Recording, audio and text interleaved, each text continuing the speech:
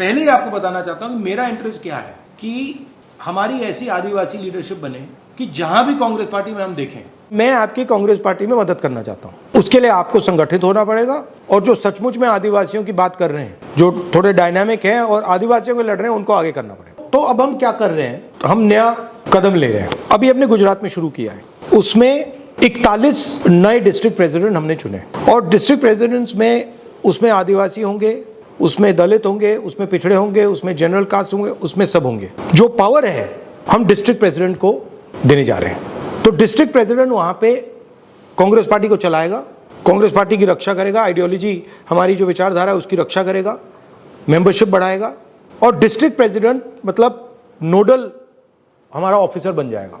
और हम ये 708 हिंदुस्तान के हर डिस्ट्रिक्ट में कर रहे हैं। क्योंकि एक प्रॉब्लम आती है, जब अहमदाबाद से डिसीजन लिया जाता है या दिल्ली से लिया जाता है तो बनासकांठा का मतलब उसमें कुछ होता ही नहीं है।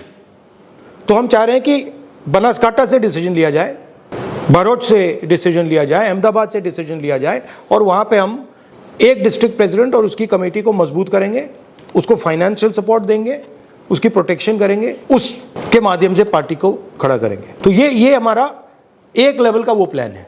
दूसरी बात हमने की है कि हमने इनको आदिवासी यूनिट का चेयरमैन बनाया है।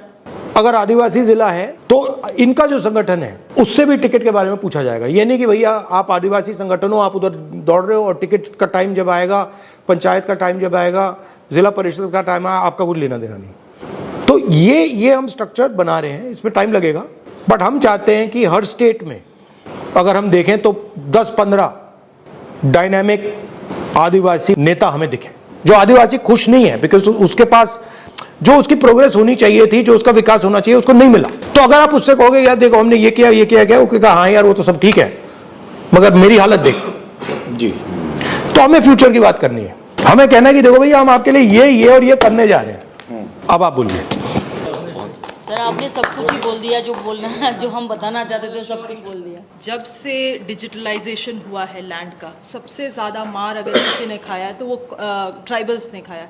सर इतने गलत तरीके से क्यों सर आई टेल यू, इतने गलत तरीके से लैंड डिजिटलाइजेशन हुआ है कि गलत लोगों का नाम चढ़ा दिया गया है। सर किसी का अगर 5 एकड़ जमीन था उसको 0 कर दिया गया है, ओनरशिप बदल दिया गया है। सर बस बेसिकली चोरी कर दी है। एब्सोल्युटली। तो इसको ठीक कैसे किया जाएगा सर? क्योंकि लैंड डिजिटलाइज्ड हुआ है सर। अब आपको अगर चेंज करना है तो आपको डिजिटली चेंज करना है सर। लोग अपना ओरिजिनल हार्ड कॉपी डॉक्यूमेंट्स लेके घूम रहे हैं, उसका कोई मान्यता नहीं है। डिजिटल डॉक्यूमेंट्स को ही मान्यता है। तो मतलब जो इनकरेक्ट डॉक्यूमेंट है उसी को उसको मान्यता मिल गई। जी सर। लीगली अगर कोर्ट भी जा रहे हैं आदिवासी तो सर उनको कितना अंडरस्टैंडिंग है लीगल चीज़ों का। केस को जानबूझ के पेंडिंग रखा जाता है, आदिवासी फॉलो अप नहीं कर पाता है। सर उसके पास मोबाइल है, स्मार्टफोन तो है नहीं, छोटा फ़ोन किसी के पास वो भी नहीं, वो डेट तक नहीं फॉलो अप कर पाता है। अचानक से कोई नया ओनर इरप्ट हो जाता है लैंड का और कोर्ट का जजमेंट दे दिया जाता है, ओनरशिप को कंटेस्ट भी नहीं किया जा रहा है। सर ट्राइबल्स के लिए अलग से एक लीगल काउंसिल बनाया जाए जो कि ट्राइबल के लैंड इश्यूज़ को कंटेस्ट करे, आर्ग्यू करे। सर आज आप भी जानते हैं कि कोर्ट में कौन बैठे हुए हैं सर और कौन हमारा भला चाहता है। So that is a major issue sir वहाँ पे, क्योंकि लैंड है।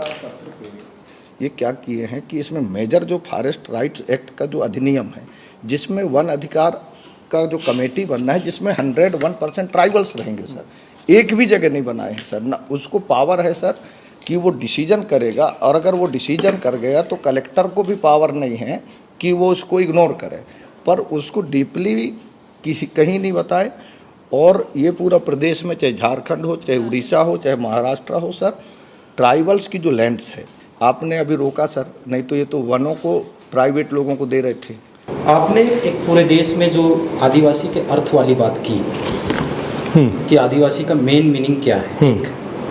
क्योंकि आप देशज है, यहाँ के मालिक है, इसलिए जल जंगल जमीन पे पहला राइट्स आदिवासियों का है। तो जन संगठनों का विश्वास कांग्रेस पार्टी के प्रति बड़ा है सर, क्योंकि वो कह रहे हैं वनवासी और हम कह रहे हैं आदिवासी। लेकिन आपने एक बात महत्वपूर्ण की सर, यूनिटी की, एकता की। हम संगठित नहीं है।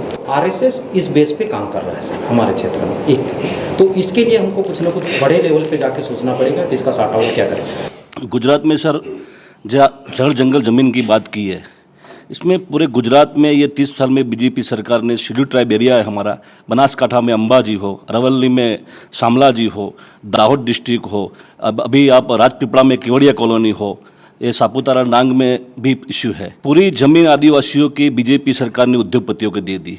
इसके लिए हम लड़ते हैं, कोर्ट में भी लड़ते हैं।